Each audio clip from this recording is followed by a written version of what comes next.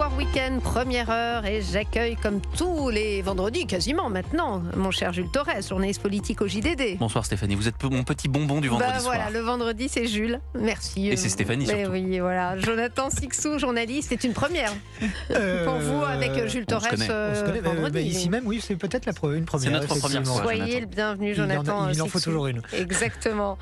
Alors on va parler de cette marche demain. Alors c'est assez inédit, rarissime. Les policiers qui vont marcher partout en France, 24 villes. Ils appellent même les Français à les rejoindre. C'est encore plus rare. C'est normalement une profession qu'on entend peu. Ils ont plusieurs griefs. Les policiers, ça passe évidemment par les violences. On en parlera. Les violences et l'insécurité qu'ils ont du mal à juguler. D'ailleurs, les chiffres leur donnent raison. Hier, les chiffres du ministère de l'Intérieur qui montrent des signaux à la hausse, bien que Laurent Nunez les relativise. Ça, on va en parler aussi.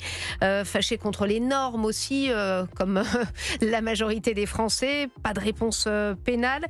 Bonsoir Loïc Travers. Bonsoir. Vous êtes secrétaire général adjoint d'Alliance Police Nationale et c'est vous, en tout cas votre syndicat, qui appelait à marcher demain. C'est rarissime. En général, vous êtes plutôt discret. C'est rarissime. Alors qu'on soit discret, pas forcément, mais qu'il y ait un appel à la population, oui. Et surtout, on tient à le souligner, sans drame. C'est-à-dire que souvent, quand il y a une mobilisation, c'est parce que, à l'image, par exemple, en 2001, de nos deux collègues qui avaient été assassinés au Plessis-Trévis par le Chinois, il y avait eu des policiers dans la rue, des gendarmes, des femmes de policiers, des femmes de gendarmes et des citoyens, ou encore, à l'issue des attentats, la population était effectivement présente aux côtés des policiers pour les soutenir, et c'était bien compréhensible. Mais là, on est arrivé à un tel point ressenti d'insécurité et d'impunité qu'on se dit qu'on n'a plus le choix que de faire appel à la population pour qu'elle puisse nous soutenir de telle façon, entre guillemets, à mettre la pression sur le gouvernement et sur le ministre de l'Intérieur qui n'a pas l'air de prendre tout à fait la mesure de son poste. Quand vous dites qu'il n'a pas l'air de prendre la mesure de son poste, les mots sont forts, c'est quoi? C'est par rapport à ce qu'il a fait jusqu'à présent ou c'est encore aujourd'hui la phrase qu'il nous dit D'ailleurs, je vous propose de l'écouter. C'est peut-être intéressant d'écouter Laurent Nunez qui répond à ces chiffres qui montrent les violences physiques en hausse, plus 5%, les violences sexuelles, plus 8%. Écoutez ce qu'il dit, Laurent Nunez. Il y a une montée des violences qu'on retrouve sur l'augmentation des coups et blessures volontaires notamment, mais on ne vit pas dans la France orange mécanique, il faut arrêter de raconter n'importe quoi, on n'est pas dans une France coupe-gorge. Il y a effectivement des items de la délinquance qui augmentent, il y en a qui baissent, et il y a une détermination forte des forces de sécurité intérieure pour lutter contre cela. Vous savez, quand on utilise des mots comme ça, il faut faire attention aux mots qu'on emploie. On a une image, la France, à l'international. Je tiens quand même à rappeler qu'on a explosé la fréquentation touristique en 2025, notamment à Paris. Bon, certains disent que c'est devenu un coupe-gorge. On a explosé la fréquentation touristique. Donc voilà, il faut rester raisonnable. Quand on est un responsable politique, on défend aussi les intérêts de son pays. Bon, il y a plein de choses dans ce son. Il y a un petit peu de morale quand même à ceux qui voudraient croire qu'on est dans la France orange mécanique. Il dit que la plupart des chiffres sont à la baisse, qu'il faut relativiser, c'est pas vrai. En plus, ce sont ces chiffres, c'est les chiffres du ministère. Il y a peut-être moins de vols sans armes, c'est ça, ou avec armes, mais sinon, on est quand même plutôt à la hausse, Loïc Travers, non ? On est plutôt à la hausse, et justement, le sentiment d'insécurité, il est justement, en ce moment, parfaitement représenté avec la hausse des violences sexuelles, plus 8, et les violences en dehors de la cellule familiale. C'est-à-dire c'est tout ce que les gens ressentent quand il y a une agression à l'extérieur, donc dans la rue, etc. Donc, effectivement, je vois qu'il emploie, on comprend qu'il emploie des mots forts comme orange mécanique. Nous, on n'a jamais dit ça.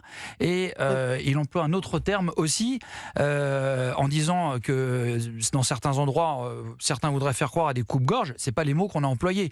Nous, on a un problème aujourd'hui, et la police, elle a presque honte, et mes collègues ont presque honte de recevoir les victimes ou les citoyens dans des locaux de police comme c'est le cas aujourd'hui.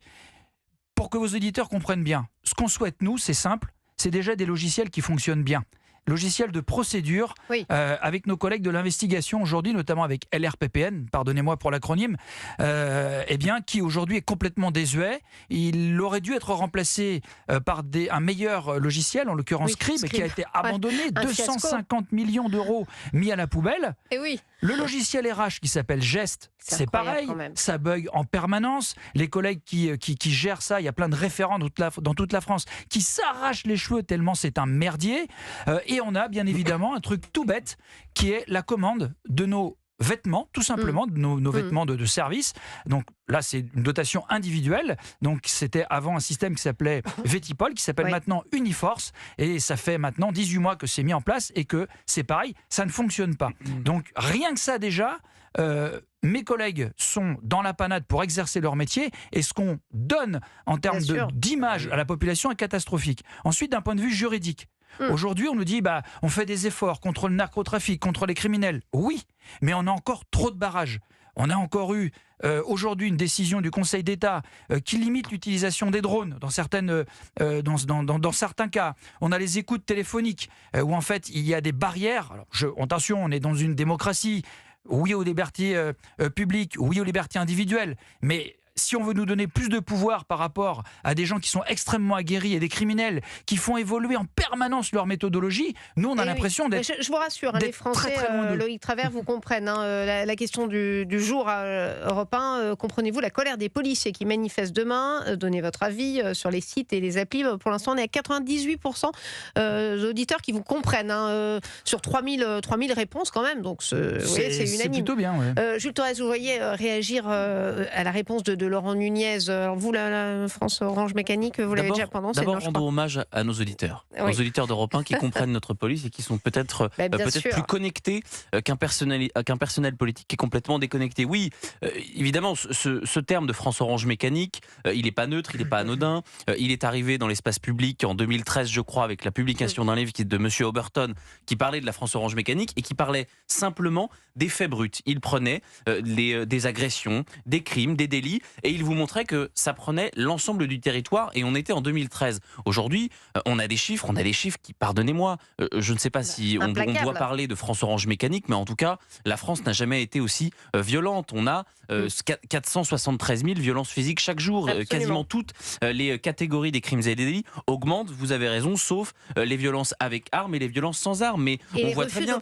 On n'en a pas parlé, les refus d'obtempérer, on passe donc avec de les conséquences parfois très fâcheuses pour les policiers. Mais bien sûr, surtout Laurent Nunez nous a dit attention, moi ça va être ma priorité. Bon, il est là que depuis quelques mois, mais il était d'abord auparavant jadis préfet de police de Paris. On passe de 25 000 à 28 200. Donc là aussi, il y a un échec absolument dingue du politique sur cette question. À la fois, on l'a vu en début de semaine, des chiffres de l'immigration et des chiffres ensuite de la délinquance. Vous me permettrez, ça plaira peut-être pas à Laurent Nunez, mais de faire un lien, pas systématique, mais un lien de causalité entre ces deux choses. Je vous rappelle quand même que sur les chiffres de l'année 2025, les étrangers sont surreprésentés tous les crimes et délits dans toutes les catégories, sauf dans la chasse et la pêche. Bon, donc à un moment donné, tant que le politique ne voudra pas voir la réalité, on n'arrivera pas à endiguer ce fléau. Jonathan Sixou, rapidement, avant de redonner la parole à Loïc Travers. Je fais partie des déçus parce que je pensais que Laurent Nunez, à Beauvau, allait avancer. Qu'on ait un préfet place Beauvau au ministère de l'Intérieur, je me disais c'est un bon signe. C'est vrai que le discours n'est pas le même de Laurent Nunez, préfet et ministre. Et on se rend compte qu'il fait de la politique arrivée au ministère de l'Intérieur et c'est fort regrettable. Il donne l'exemple dans l'extrait que vous venez de diffuser des records de fréquentation touristique en France. Ça, c'est très bien, tant mieux, félicitons-nous, pardon. Mais faut-il rappeler également les touristes violés au Champ de Mars? Je ne pense pas qu'elle partage le bilan hyper positif de notre ministre de l'Intérieur. C'est fort dommage. Ensuite, simplement pour partager votre colère, il suffit de voir les photos qui peuvent circuler sur les réseaux sociaux de l'état, mais déplorable, de certains commissariats, où on voit mais vraiment, c'est de la vétusté avancée pour certains de ces locaux. C'est indigne d'un pays qui, en plus, connaît cette hausse des violences continue. Loïc Travers, je voulais vous faire réagir à cette... alors là, on ne parlait pas de ça exactement, on parlait des violences, mais cette haine anti-flic qui est aussi, j'imagine, qui vous heurte, avec cette dernière illustration à Mulhouse, une école d'art qui prend un véhicule de police en forme de, vous savez, les Pignata, ça s'appelle. C'est ça. Pignata, pardon. Et qui tape sur ce véhicule. Bon, ils ont l'air fort heureux de faire ça. Ça dit quoi, ça? Ça dit qu'en fait, on est dans un versant idéologique qui est absolument terrible. Je rappelle d'ailleurs que notre communiqué de presse a été réalisé, a été validé tout à l'heure. Pour l'instant, d'ailleurs, on est la seule organisation syndicale, a priori, à avoir été choquée. Et c'est pour ça qu'on a fait un communiqué de presse, parce que... en fait, dans tous les items dont je peux vous parler, je vous ai parlé de logiciels tout à l'heure, je vais vous parler de certaines questions juridiques, des problématiques de finances, et il y en avait une qui était ma quatrième, qui était l'idéologie. Voilà, on est passé dans un système aujourd'hui où en fait l'anti-flic est devenu un système de pensée et notamment avec une certaine frange de politiciens qui d'ailleurs feront sans doute pas partie de ceux qui viendront nous soutenir demain à Paris et dans d'autres villes de France, malgré qu'ils soient issus de la représentativité nationale et qu'ils fassent partie des 577 députés. Et là, je veux notamment citer tous les députés LFistes qui ont participé à travers leur stratégie de bordélisation à discréditer la police et à systématiquement jeter le discrédit, que ce soit quand on parle de choses sérieuses sur des violences, sur la présomption de légitime défense.